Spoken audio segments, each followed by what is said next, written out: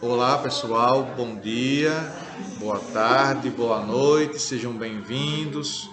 Um excelente retorno, uma saudade enorme de vocês. Que bom que a gente vai poder ter esse contato mais uma vez, não é? E a aula de hoje, ela faz parte da base curricular do oitavo ano de História. No que se refere a esses conteúdos do oitavo ano, nós já avançamos bem até agora nesses conteúdos de história.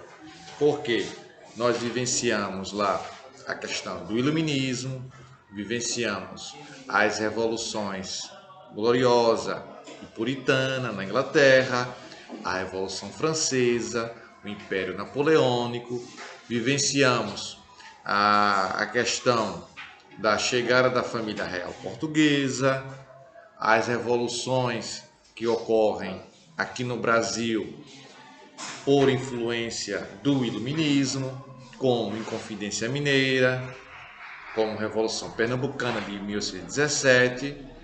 Estudamos também a Confederação do Equador. E esses conteúdos vão trazer uma capacidade de interpretar, de entender, de refletir sobre os conteúdos históricos. E nós, nesses últimos momentos antes de chegarmos às nossas férias, nós vivenciamos ali o período imperial, o chamado primeiro. Isso, muito bem, meu querido, muito bem, vai longe, viu? O primeiro reinado em que Dom Pedro vai administrar o nosso país. É bem verdade que Dom Pedro tem atitudes e toma medidas autoritárias. O que significa isso, professor? Isso, muito bem. Significa que ele vai agir de uma forma sem questionar aquelas pessoas que estão ao seu redor. Ele não questiona, ele simplesmente age. Ele não quer saber a opinião de ninguém. Ele simplesmente toma aquela medida. Não é isso? E ele vai ter um governo autoritário, como nós já vimos há um tempo atrás. Eu vou apenas refrescar aí a sua memória, quando nós tratamos da Constituição brasileira. A Constituição brasileira, ela tem características autoritárias. Quando o Brasil ficou independente em 1822, ou seja, quebrou o vínculo com a nossa metrópole Portugal, precisava quem? O Brasil, de uma Constituição, de uma carta que tivesse ali os direitos e deveres de toda uma nação. Como o país deveria proceder a partir dali. E foi isso que foi feito. No entanto, em 1823, foi iniciada a chamada Assembleia Constituinte.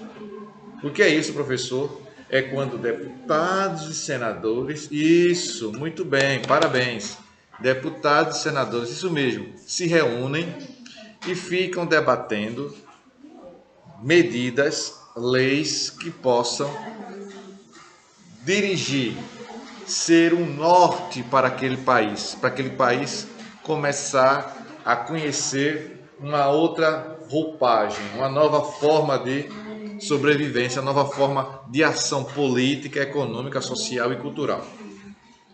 No entanto, esse esboço, um rascunho, vamos dizer assim, de Constituição de 1823, Dom Pedro percebeu que essa Constituição de 1823, ela limitava seus poderes, o deixava com poderes limitados. Então ele fez o seguinte: não vou aceitar essa Constituição de 23, vou, junto com um grupo de advogados, juristas, criar uma nova Constituição. Ele podia fazer isso democraticamente? Não. E por que ele fez, professor?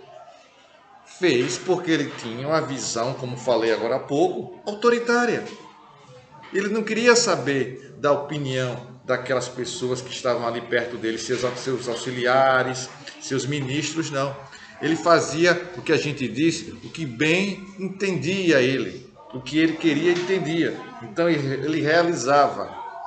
Dom Pedro I. Tá bom?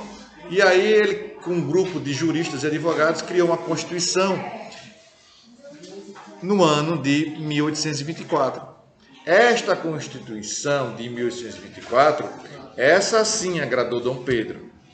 Por quê? Porque ela aumentava seus poderes. Quem é que não quer ter seus poderes aumentados?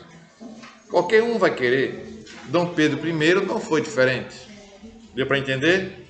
Isso, muito bem. Vai longe, viu? Você vai longe. O que temos, então, é um governo autoritário que não escuta os desejos da sua população e impõe ali sempre a sua vontade. E como Dom Pedro, vamos agora a um outro lado, não tinha uma vida pessoal muito regrada, muito tranquila, não tinha. Pelo contrário, a vida de Dom Pedro I, no seu lado pessoal, era muito agitada. Eu não vou nem descrever aqui os pormenores, os detalhes, porque não é permitido fazer isso.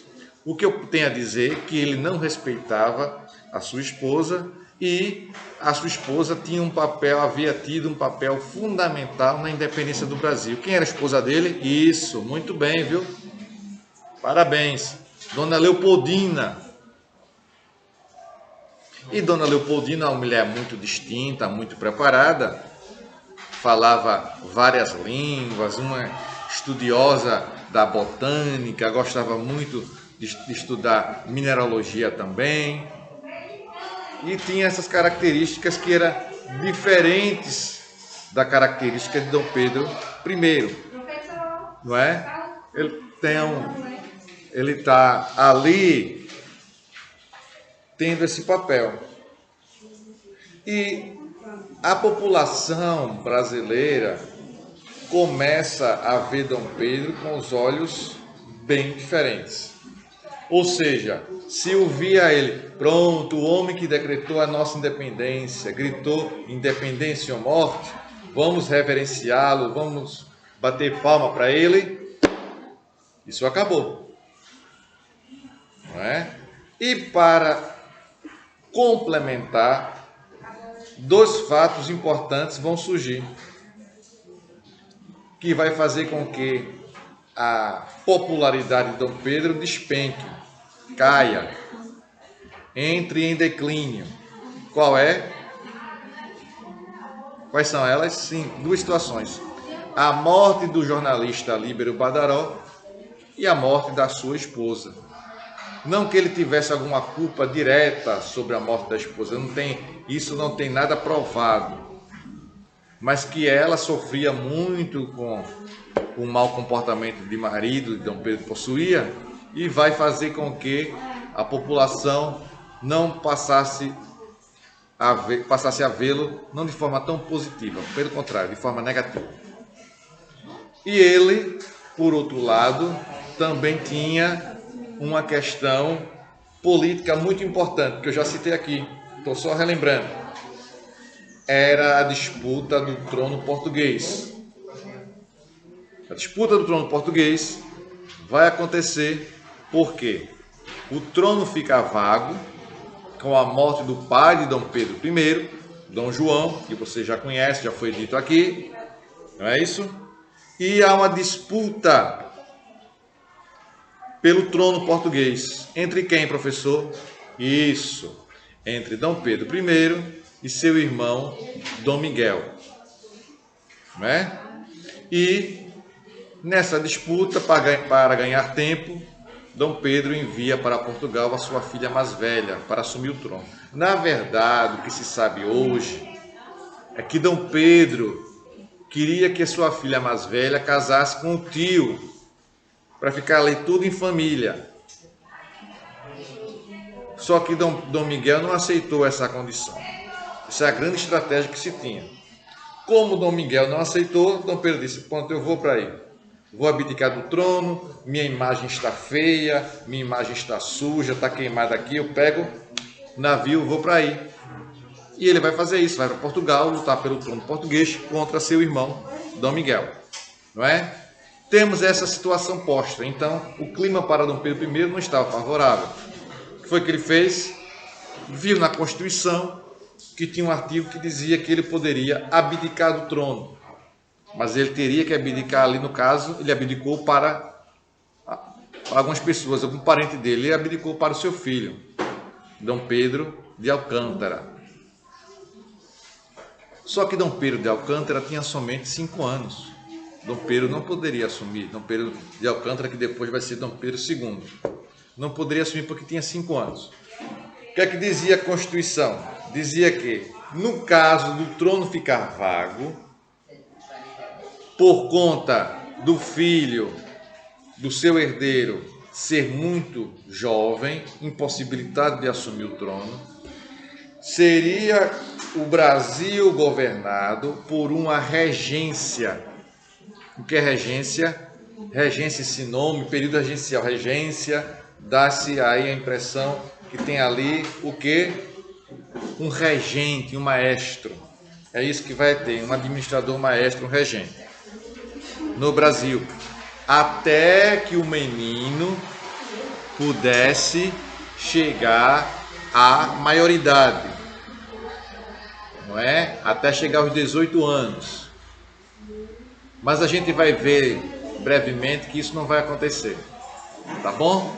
Não vai acontecer porque a agitação está grande e vai ser dado o chamado golpe da maioridade, a redução da maioridade do menino, para que ele pudesse assumir e assim acalmar os ânimos nas províncias e diminuir o processo revolucionário que estava ocorrendo. Várias províncias se rebelando, não é, contra o governo central. Tá bom? Eu espero que vocês tenham entendido. E a gente vai passar agora para a realização de tarefinhas com as 2 questões de múltipla escolha, para logo em seguida a gente conhecer, estudar, se aprofundar na independência dos Estados Unidos.